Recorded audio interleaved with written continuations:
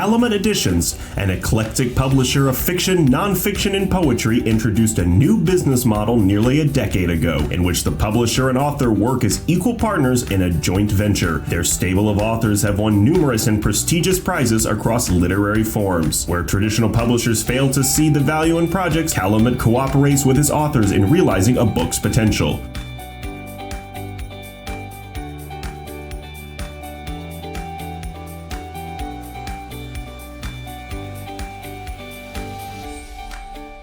And welcome once again to Writer's Corner. Alan Miller with you, and we have a guest and another host today, Rob Jung, who is not only an author, but he's a little bit of everything. And he's been here before. Mostly trouble. I'll probably be handing this show off to him before the end of the year.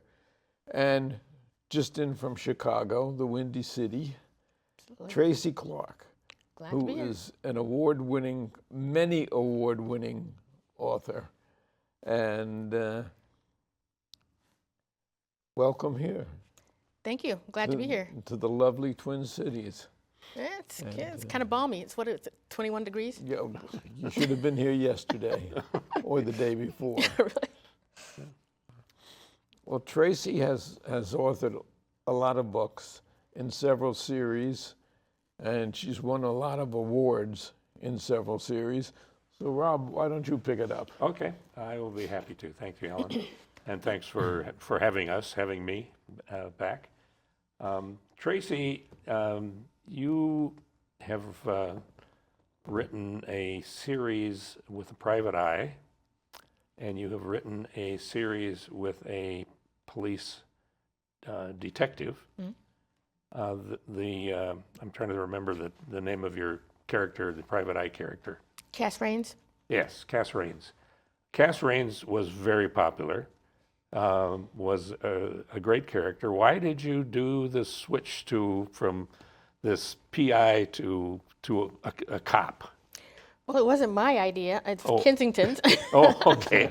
It was 4 books. I got to the 4th, and I sort of left it at a crossroads. I left the character who could go this way or that way. And then Kensington decided, 4 is enough. And so that was it. So whatever. And that's how the publishing business works. 3 weeks later, Thomas and Mercer picked up me, and they said, well, what else do you want to write about? I couldn't write about Cass because I just finished her. So I had to come up with a new character. I didn't want her to be a PI. I didn't want to repeat what I had already done. And so, Chicago Police Department sitting right there. And I decided to make her a cop, an actual homicide detective. And the voice was sort of slow to sort of come because I was used to having Foster. Yeah, I was used to having Cass in my head, and now I had to find a new person to put in there. So it took me a few weeks to sort of find a voice, find a character, and then we were off to the races. But that's why the shift is happening. And lucky enough, I could put Cass in number 4. So she's a little back, not completely back, and I might get back to her at some point, but she's still in there, Harriet's still in there, everybody's still in there. Now, your latest one, Edge, just came out. Yep. Actually less than 2 weeks ago. Yes, the 2nd of December. Which I've already consumed. Oh, how did you like it? Very much, Oh, very much. I've read both of them, but Sharon just finished Echo, as a matter of fact. And one of the things that you do, other than get the reader right into the situation right away, we have Harriet, who's accused of shooting her partner, and she's sort of on the outs with the other detectives because they're not sure. And she's a detective of color, and her partner is Vera, who's Asian. And that's just an interesting twist in and of itself. How'd you come up with that? Well, I looked at the demographic of the Chicago Police Department. It's diverse, but I wanted to just see. And 3%, I think, of the sworn officers are Asian. And I said, well, that's interesting. I don't think I've read a story where an Asian detective is in there. And so I sort of thought about it for a little bit. And I wanted somebody that was different from Harriet, came from a different place than Harriet, but they're the same when you go behind the badge. So they're the same kind of person. They're just different in culture or whatever upbringing. But I wanted that diversity in there. So we have those two right at the central team. And then we have the others, the Curmudgeon-y, Szymanski, and all the others that make up their team. So I wanted it to be full of everybody that's in the Chicago Police Department. I didn't want it to just be African Americans or Asians or whatever. That's what you get. When you go into the department, you don't get to choose your partner, you get assigned somebody. And it could be anybody. It could be somebody who is like you, it could be somebody who's not like you. And you have to make it work. So that's the sort of feel that I wanted to sort of put in there. And you certainly did it, but you brought in the whole squad. Yeah. And because that's how they work. I mean, they don't work alone. By the time we got really into the book, we had a little bit about the background of each of the squad members. Mm-hmm. And then, of course, the drama itself, which starts right from when Harry's out jogging and finds two bodies, one of which is dead and one of which is not. That's her life. It's Chicago. It could happen any time. Yeah. I was particularly delighted when you brought Cass Raines into Edge. Mm-hmm. And it made me think of Michael Connelly when he mixed Harry Bosch and Lucas Davenport together, two different series, and yet then he put them together. Yeah. So is there some thought that maybe in the future that you do a mix where they both share the protagonist role? I would love to do that because they're working the same city, right, from different angles of it. Harriet has to sort of adhere to the law. Cass is a little, loosey-goosey with it. She's breaking into people's apartments and looking for stuff that might not be legal. She doesn't have a warrant or anything, but, So I kind of like that they're working the same city, kind of doing the same jobs from different sides of the thing. So I would love to put them together, find an interesting case that they would work on, and we'll see what happens. PIs and cops don't usually, sort of buddy up, but this is fiction. So do you have a background with the Chicago Police Department? Just people in my family, their partners, their friends, people I know. Okay. So when I get stuck, and I get stuck often, because I'm not sure how police would do it, I sort of pick up the phone or send an email and ask. That's the best way to do it. Cops love to talk, and I love to listen, and they have interesting stories. So when I think I can sort of write a scene, and I think this is what's going to happen, I can sort of check. And they'll tell me, well, maybe, or kinda, or no, which is more often what I get. We can't bust the door open. We can't kick a door open. We would like to, but we cannot. So you have to rewrite and sort of make it sort of realistic. It doesn't have to be 100% factual.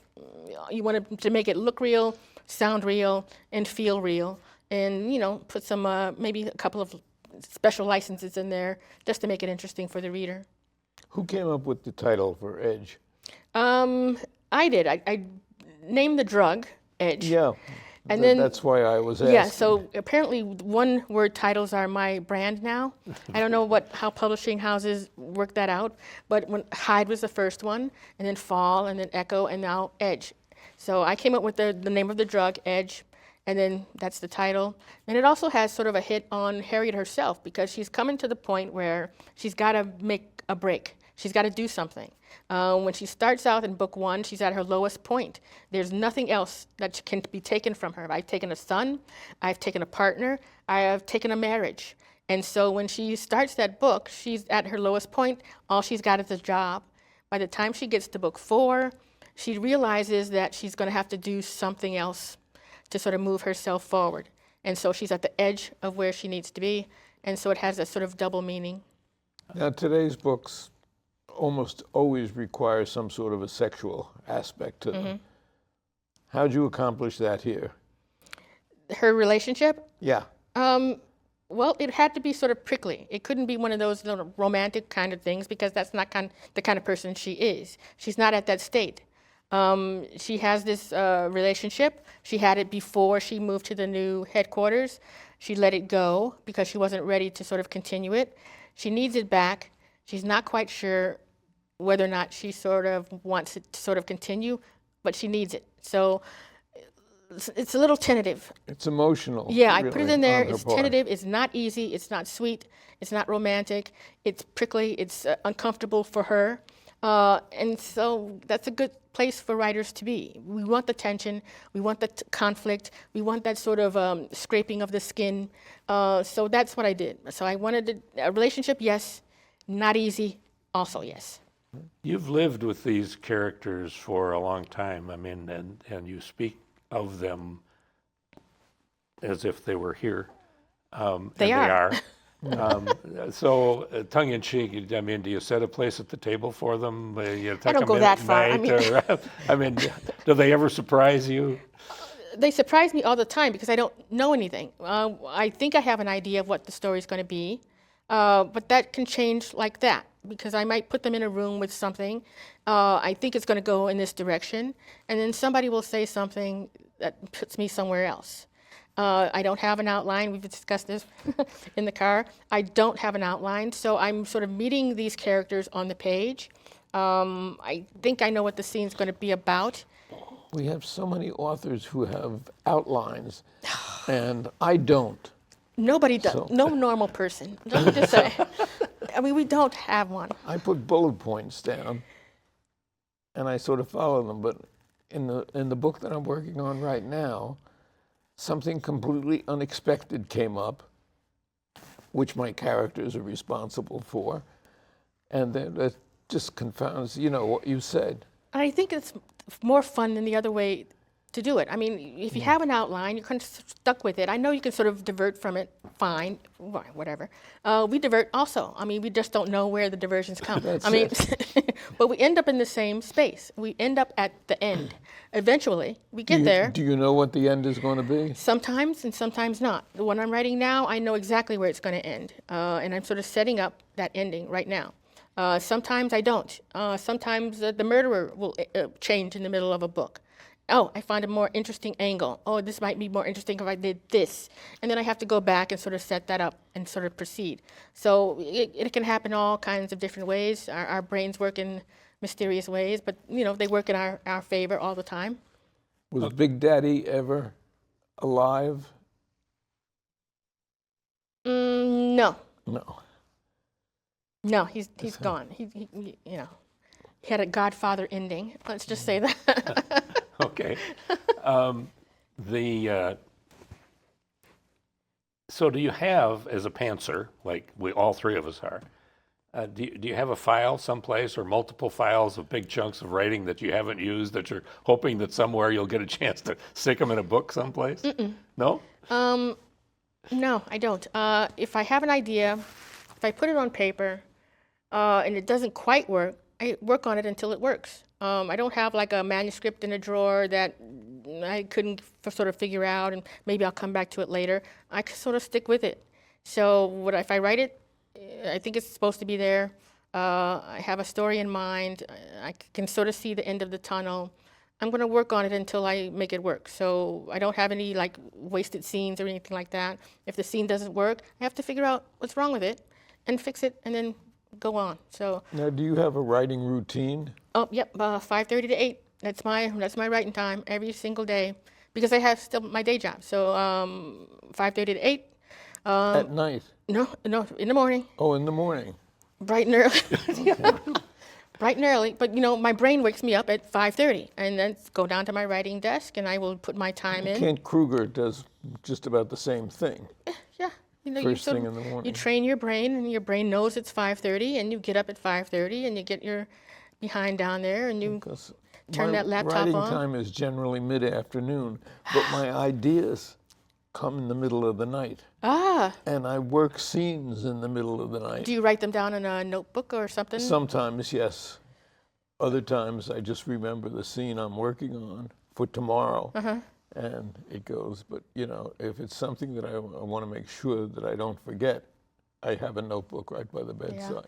Usually by lunchtime or 4:30 when I sort of kick off, my brain's fried because I've done so much during the day. I can't write at the end of the day because I'm falling asleep. So I'm bright and early, 5:30. I'm awake. I'm as awake as I'm going to get, and that's my time. My brain knows that's my time. I get down there and do it.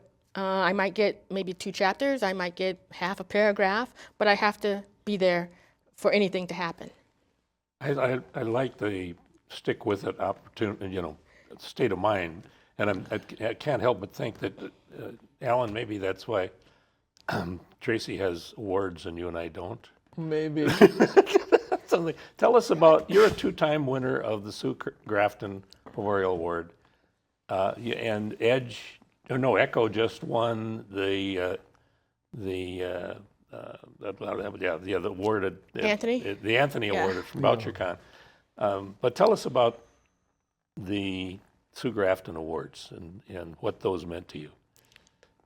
Well, I can't really explain it because that was one of my idols. Sue Grafton, Sarah Paretsky, those are my favorites. Valerie Wilson Wesley. Those were the things that I sort of consumed in mass. And not only read them, but studied them. How they did that. How did they make me feel about the character? What kinds of words did they use? What was the rhythm and the pacing of it? That's how I sort of taught myself how to write.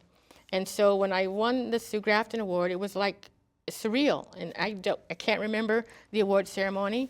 I know I won it. I look at the award every day. There it is. But my brain just sort of left my head because I remember meeting her one time at Crocs and Brentano's in Chicago. It was early on in the alphabet, maybe A or B. And none of my friends wanted to go, so I schlepped my behind down there on the bus to see Sue Grafton and get my book signed. And 20 seconds, that's all it is. She signed it. But that book I kept, I still have it. And it was inspiration for me because I had to teach myself how to do it. I didn't know any writers. I wasn't a part of any writers groups or anything like that. I was going to ask that question. Not until I got published. Until I got published. I could have joined Sisters in Crime and Mystery Writers of America right off the bat. But it was sort of like a carrot for me. And I wanted to wait until I had something to show. And I didn't have to do that. I probably shouldn't have done it. But that was my motivation. When I get published, I'm going to join these groups, and I'm going to join the community, and I'm going to be in there like all the other writers. So that's what I did. I waited until I got that first thing, and then I joined everything. Mystery Writers of America, Sisters in Crime, everything. So I'm in it. You a member of PEN? Oh, should be. They're working so hard right now, excuse me, on censorship and book banning. Yeah, it's a big thing, yeah. Isn't that one of our goals, all of our goals, to write a book that's banned? Yeah. Or at least challenge it. You don't just want to put anything up there, but so yeah, she's very important. Inspiration. So when I won it the first time, it was a surprise and, whatever. When I won it the second time, I said, well, I came the second time expecting to sort of cheer for somebody else because there's no way in heck I'm going to win this thing 2 times. And so I'm just sitting back and just with my friends at the table and drinking Coca-Cola and having a good time. And then my name comes up and then I got to make that long walk again. And I don't have a speech again for this. I mean, it's really ridiculous, but it's a wonderful thing. And it hits me right here. And I'll always cherish it. You've got a bunch of awards. Been very lucky. Did you submit them or did the publisher submit them? I don't know. I don't know how it goes. I think you sort of nominate. It depends on what the conference is. So some of them you're nominated by writers or readers and writers or your peers. So yeah, it can happen a couple of ways, and every time it's a blessing and a surprise and a great honor. Rob? Oh, okay. I was going to ask about things outside of the book. And you are born in Chicago, raised in Chicago, have never left Chicago in terms of, Why leave? Why leave? It's got everything. And it's a great city. Yeah. Except for the baseball teams. Yeah, You do. You had to take the good with the bad. Yeah. Congratulations on the Bears this Thank year. you. Don't jinx it. But is there a particular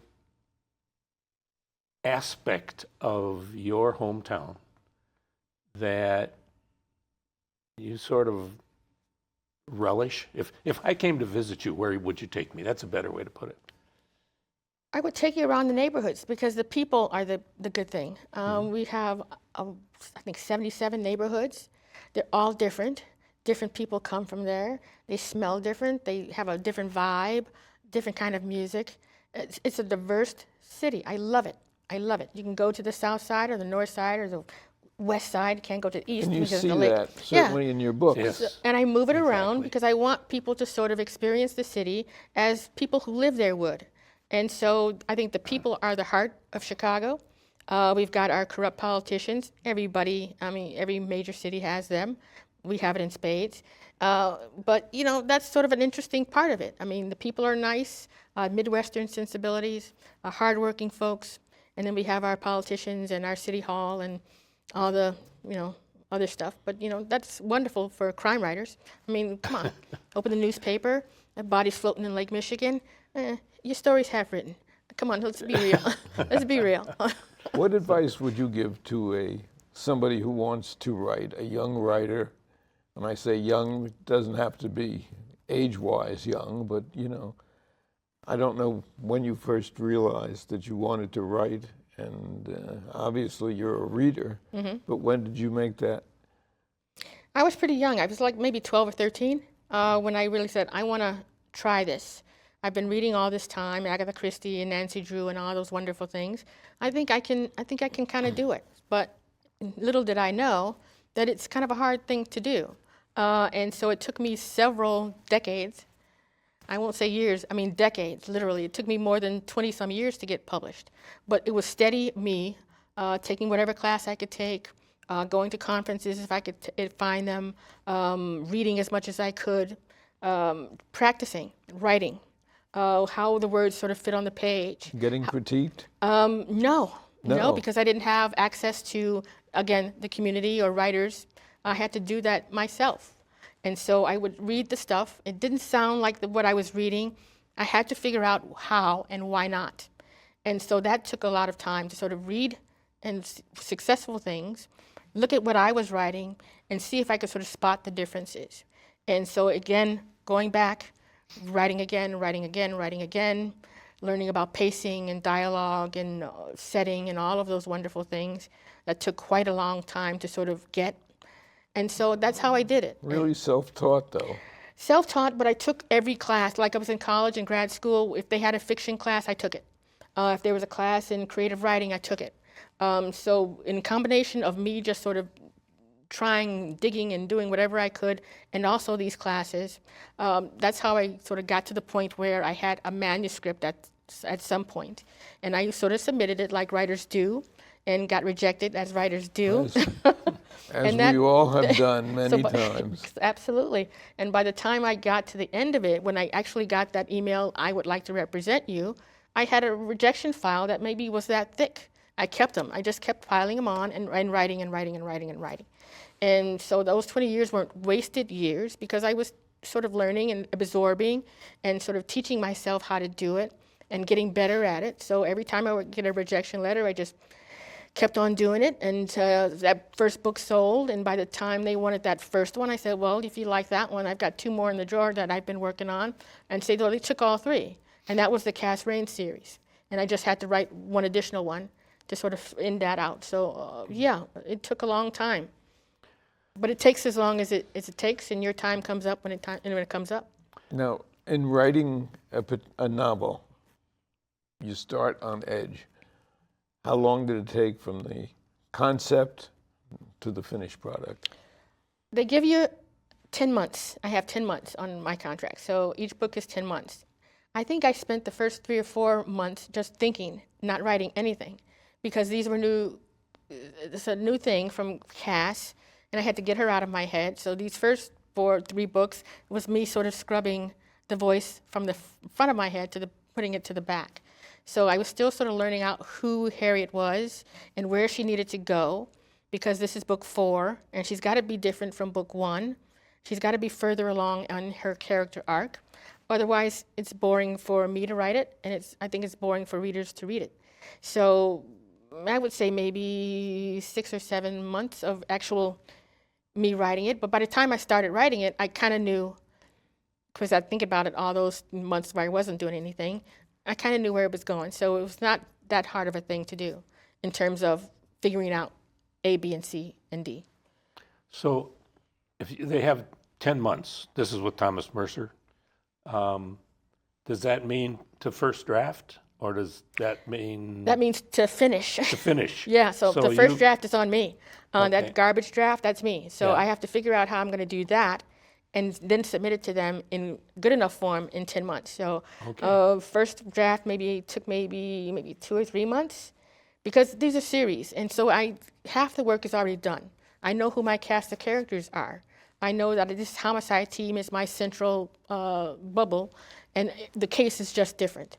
And so I have to figure out what the case is. Once I figure out what the case is, where the body is dumped, who's doing it, and that might change. But I know the sort of MO. I know what's killing the people.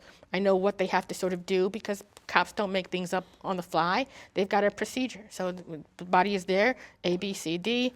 Who touches it first, who doesn't, they're off. And Do you have a procedure where you go back, say, today and look at what you did yesterday, or some sort of a self-editing process? Well, I'm editor by day, so I edit as I go along. You're not supposed to. They tell the prevailing wisdom is just keep doing it. I can't do that. I'm an editor. So if they wait a minute, that should have been a semicolon. It gets down to that level. So by the time I get to the end of it, it's pretty clean, and it's pretty okay because I stop if it doesn't make sense, and I go back and make it sense, and then I proceed forward. So by the time I get to the end, I'm pretty confident that this thing is okay.